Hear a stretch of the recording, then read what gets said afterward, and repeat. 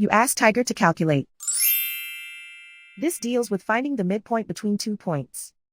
The midpoint between the 2 points is negative 32, 37. Let's solve it step by step. Plot the 2 points and calculate the midpoint using the formula. The coordinates of point 1 are x1 equals negative 22, y1 equals 36. The coordinates of point 2 are x2 equals negative 42, y2 equals 38. PM represents the midpoint of the 2 points.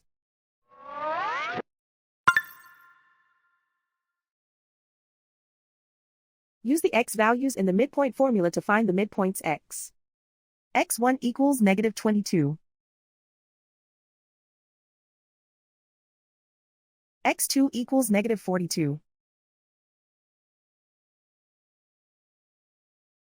Simplify the arithmetic.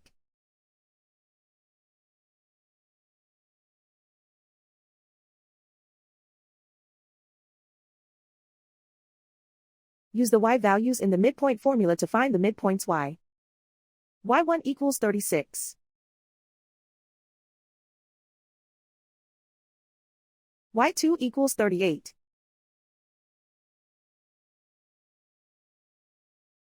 Simplify the arithmetic.